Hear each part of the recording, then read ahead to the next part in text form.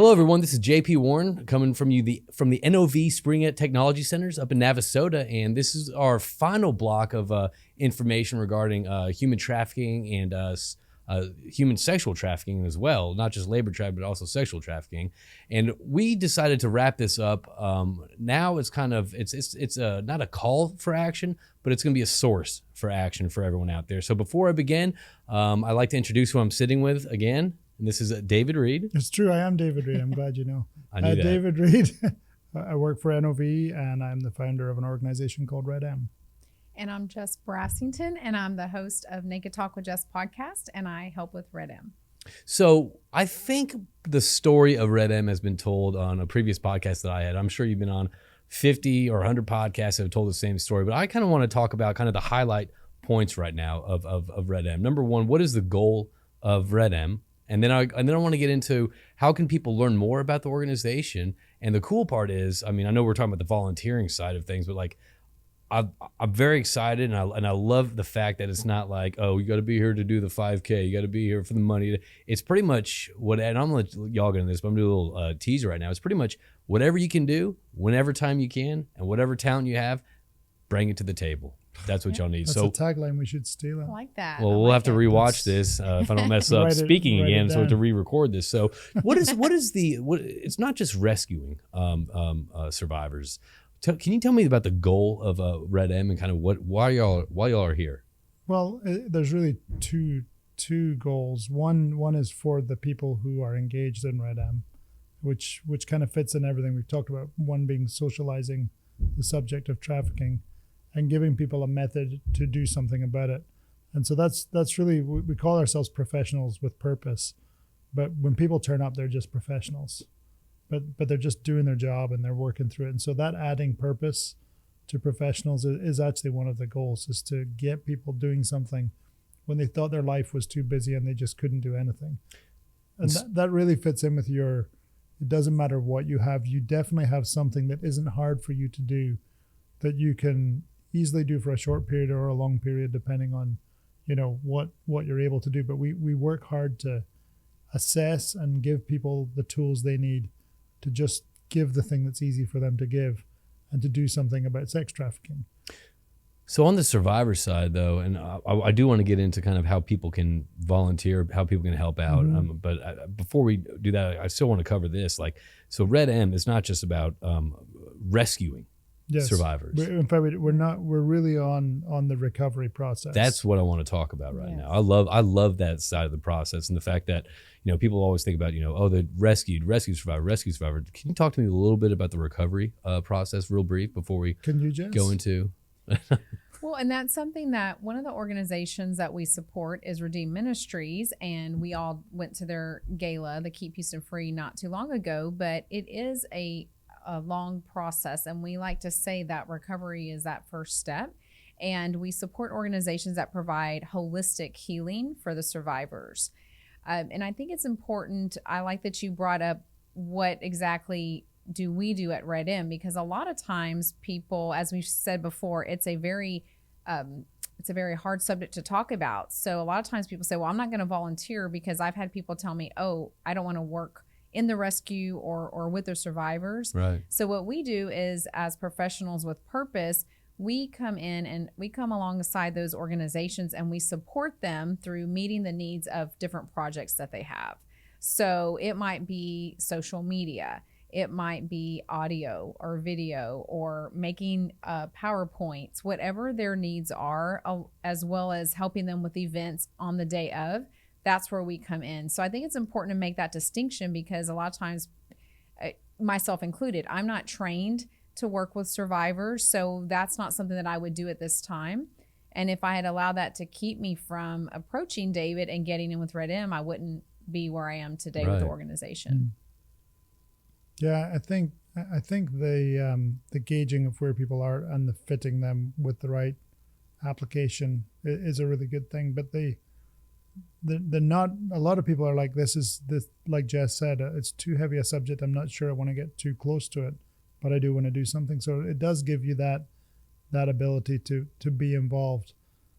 So and the second part, I was saying there's two parts. The second part is the survivors. And so that recovery process is expensive. If it's like an ICU type costs, but over a long period. And so what really motivated us early was these people need quite a bit of money to help every individual. And if they're really good at what they do, they're focusing on that individual, not on marketing or the services that they need. So we did start with marketing, but we're open to all types of talents and gifts to get them plugged in to support organizations. I was going to say, like, I mean, I wasn't trying to interrupt. My wife thinks I'm excellent at interrupting. That's my talent. I'm sure she did. She was trying to tell me, but you interrupted her. No, of course I did. Well, first off, she says thank y'all for the invite for the gala. That was unbelievable. But what I loved about, I remember when you and I first met and we got on the podcast and we started talking. And look, this is a very heavy subject for me. Yeah. Okay, I'm not comfortable talking about it. I'm not comfortable getting involved because of just like the. I mean, my daughter, then you think about, oh my gosh, what if my daughter was in this situation? I mean, it's such a tragic, so I'm hesitant about getting involved, but I thought something was so inspiring and intriguing to me was, he was, leaving after the podcast, he was leaving the office and he's like, honestly, it doesn't matter if you can play the guitar, if you know how to work lights, if you, are good at social media, or whatever your talent is, whatever you can give, whatever you can spare. I mean, it could be 80 hours a week. It could be 8 hours in 8 months. Like it's not like you sign up for something and next thing you know, it's like, I don't even know what I signed up for. Now we got to go do this. I got to work with, survivors. I'm not comfortable with that. It's pretty much, you just do what you can and what you want to do. Well, what's different about the organization is it's run by people who have day jobs. There's nobody here who redM is their job. Right. And what that means is we're really tuned in and we have a lot of grace around, you know what, I'm tapping out now. And you're like, okay, cool. Like there's no emotion. No judge. And I want to be back in. Great. And we never take it as a devastating moment when someone needs a break where we celebrate, people going, okay, do what you got to do and stop. If it's an hour, don't care. Like just you did something and we're proud of you for doing an hour and we're proud of the people who do countless hours. So how can people get involved? Currently, we're recording this in the middle of June right now. Summer's almost here, and then there's also Q4 coming up. I'm sure there's stuff coming up. So how can people, I guess, get involved? Like what type of things are y'all looking for that y'all can think about? Obviously, there's stuff on the outside that we haven't even thought of, but what kind of stuff is in y'all's focus right now that y'all wish you can bring more to the table? So, for example, the Redeems Gala that just occurred, we had redM people who wanted to help with that sign up for different things for that. So that's a hands-on example. But for example, us, we showed up as guests and we did sponsor something there. So there's events coming up. We're going to have some Red Talks that will be coming up. So maybe if you're someone who can help with, once again, audio, visual, a lot of times people want to help with just the strategizing, or if you're really good at processes. We are still trying to figure out a lot of things that David will say. We're a fairly new organization, but we're people that have a passion to make an impact. So we're always open to talking to someone and seeing where their strengths lie. What you would do is you would have a call with me. We'll go over exactly what you're saying. Here's the things we have going on, whether it's a Red Talk. We do a summit as well. There's a lot of moving parts there. Maybe it's social media and helping share different things. I think something to mention as well is sometimes you may be like interested in something, but you're not skilled at it. And this is a great opportunity to learn as well. So we have people, even if you're not working right now, it's a perfect place to develop your resume, get experience, as well as there's a lot of leadership development goes on in the middle because we're so focused on the individual and how they're growing and what they're doing that it really does develop people in that realm. So I think it's a multiple thing. You're giving back, but you're also getting help in the process. So we try to manage everyone based on skill level. So some people are highly talented, then their jobs keep them really busy. And we'll be like, okay, here's all we need. So I have one of the art directors who works for me. Sometimes I'll just say, I need your eye on this. That's all I need. Yeah. I don't need you to do anything. And she's like, I've realized that's okay. Just be a soundboard. Yeah. I'll look at it and go, oh, you know what? No, try this. Okay, great. Thanks. That's all I needed. Go ahead, David. You really have to take a different, it's kind of learning things that maybe you think of, kind of going back to one of the earlier episodes where we think, oh, we had this certain idea of a trafficker or something like that. It's going back to maybe the volunteer things that you've thought of in the past, and whatever you think that is, I've got to commit 20 hours, whatever it is.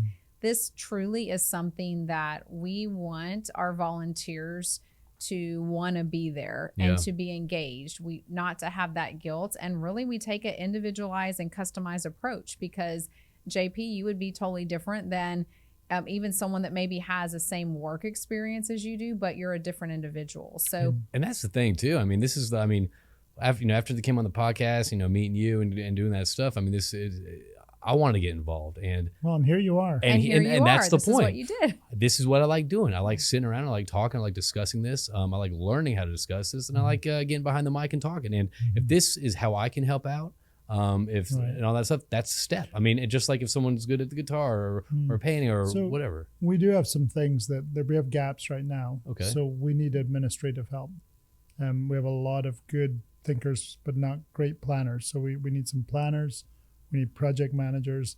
We need people who want to own events and run them. And we need people who just want to support.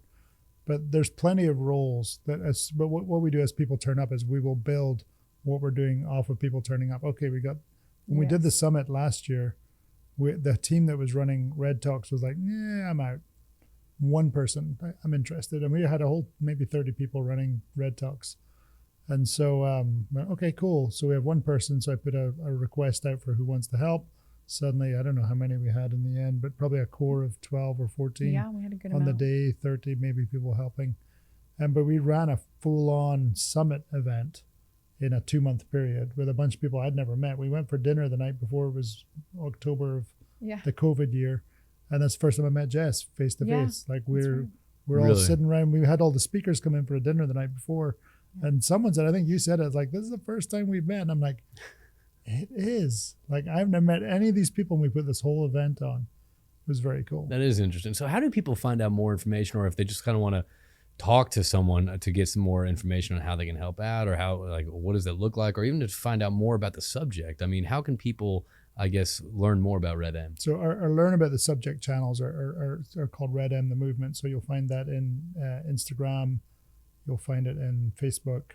And then on YouTube, we are Join redM. Join redM, okay. And then the website is joinredm.com. So those are good just places to kind of plug in. Join redM, the YouTube channel, has all the summit videos, which is a great learning place because we have a lot of different experts and organizations that we work with. They're all speaking at that. And then in the joinredm.com, you can actually choose a category of here's the kind of interest level I have, and from then we'll be reaching out. And which makes it pretty engaging too, because again, if I don't have 30 hours to contribite or 10 hours to contribute, the fact that you cater to come, provide what you can, thank you. Well, and if you're like, all I can do is I'll repost your stuff. Huge for us. We need those people. So that's a small thing you can do, but also raise awareness. Just sharing and reposting. Right. And then on Mondays, you just kind of go with the coffee mug. Hashtag redM Mondays. That's right. Yeah, we or have redM on days, whatever. So anyway, it's 1M. I like that. But that's just a method we brought for Mondays for you to say, I'm with this movement. I'm all about fighting trafficking, and we don't need you to do more, because that people will ask, what is that? And then you can lead them down the road of check out these videos, So I think if anyone's out there that wants to get involved in redM, would you like to say anything else to conclude this block? I would say that, to speak to what David mentioned earlier, I don't want to overlook that leadership development, because that's something that is so valuable in redM, because you are with professionals. Right. David's amazing at building leaders and taking someone and helping them develop that. And I know I've definitely benefited from that, from working with redM. I went in with, oh my goodness, this is a horrible thing, I want to help, but it's so much more than that. And I think a lot of that is because of David's background and him being in oil and gas and around professionals. You'll naturally have that added benefit of it too. So that's such a big part of being a leader, is having this community element as well. So you're not only doing something great, but you're also helping develop your leadership skills as well. I'm assuming the networking too is pretty. It is really good. Yeah, it is. Yeah. It's we understand that some people, that's their prime objective, and I'm cool with that. I'm like, They're turn there. up the network. That's Yeah. good. They're there. Join so. in, help out. Yeah. Do you have anything else to conclude with? No, just that people are really welcome. That they need to know that it's not going to be scary. It's not going to be hard on them. We're really going to just help them work out how can you be involved. So it's a great community. I just enjoy the people and being with them. So heavy subject, but it doesn't feel that way when you're working with everyone. Pretty enriching, huh? Yeah. So everyone, if anyone wants to find out more information about redM, you can again find them on YouTube, which is Join redM. YouTube.